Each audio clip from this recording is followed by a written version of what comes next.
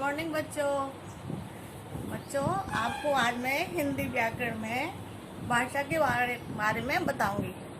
आपने पहला चैप्टर तो कर लिया होगा जिसका नाम था मेरा परिचय। तो आज हम भाषा के बारे में पढ़ेंगे। तो देखिए बच्चों, भाषा, अब देखिए इसमें अध्यापक बोर्ड पे लिख रहा है तुम्हारा नाम क्या है। बच्चे ने बताया मेरा नाम राजू है। तो बच्चे ने अपना नाम बोलकर बताया और अध्यापक ने भी उनसे बच्चे से नाम पूछा।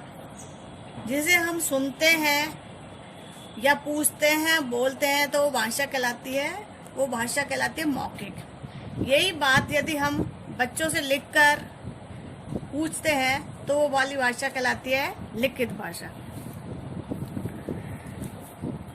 लिखते हैं और बोलते हैं, तो हम जो बोलते हैं लिखते हैं तो ये जो भाषा हम पहुंचाते हैं वो लिखित भाषा और मौखिक भाषा कहलाती है। भाषा के दो रूप हैं, एक तो लिखित और एक मौखिक। मौखिक तो हम बोलकर या टेलीफोन में बात करके या टीवी में बातें सुनकर सुनते हैं तो मौखिक भाषा कहलाते हैं। यदि कोई हमसे दूर हो, हम उससे बोल नहीं सकते, पूछ नहीं सकते, वो बात हम लिखित माध्यम से पहुंचाते हैं तो लिखित भाषा कहलाती है।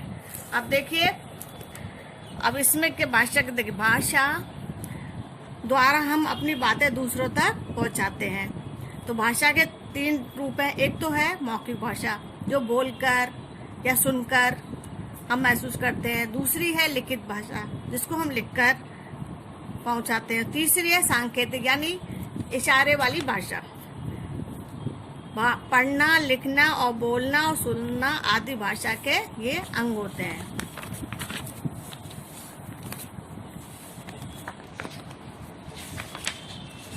अब जैसे बच्चों, मनुष्य ही नहीं बोलते, पशु पक्षी भी अपनी भाषा बोलकर प्रकट करते हैं। जैसे मैं तुम्हें सुनाती हूँ एक पोयम।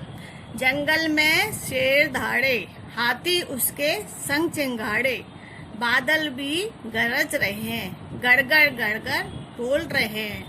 कोयल की कुहू कुहू, पपीहे की पीहू पीहू, कानों में रस घोल रहे हैं, देखो पक्षी बोल रहे हैं। तो अब तुम जान गए होंगे कि हम सब बोलते हैं। ये बोलना ही भाषा कहलाती है। भाषा के बिना हम अपने कोई भी कार्य को व्यक्त नहीं कर सकते। हम मनुष्य भी जो बोलते हैं और उसे लिख भी सकते हैं। इस तरह हम अपनी बात सुनना, ये सब मौखिक है। इस तरह हम अपनी बात दूसरों तक बोलकर या लिखकर आसानी से पहुंचा सकते हैं। इस प्रकार भाषा के दो रूप हैं, मौखिक, लिखित, और एक तीसरा भी है सांकेतिक। बच्चों, मोबाइल फोन पर बात करना, भाषण सुनना, रेडियो को सुनना, ये सब मौखिक भाषा के ही उदाहरण हैं। किताबें, अखबार पढ़ना, ईमेल, पत्र पत्रिकाएं भाषा के ये लिखित रूप हैं। इस तरह भाषा का मुख्य काम है बोलना, सुनना, लिखना और पढ़ना। अब आप जो मैं कराती हूँ उसको ध्यान से देखो, चित्र देखकर उसमें लिखना है आपको। देखिए, इसमें ये इनसे बातें कर रहा है तो ये कौन सी भाषा है? मौखिक। इसमें बच्चा लिख रहा है तो यह लिखित। ये बच्चा इशारे से बातें कर रहा है तो ये है सांकेतिक भाषा। ये लड़की फोन पर बात कर रही है, बोल रही है, तो ये भी मौखिक भाषा है। और ये अंकल अखबार पढ़ रहे हैं, ये भी मौखिक भाषा है। ये इशारे से बात कर रहे हैं तो ये है सांकेतिक भाषा। अब देखिए, भाषा के कितने रूप होते हैं, तो आपको यहाँ पर लिखना होगा। भाषा के तीन रूप होते हैं। नंबर 1 मौखिक, नंबर 2 लिखित, नंबर 3 सांकेतिक।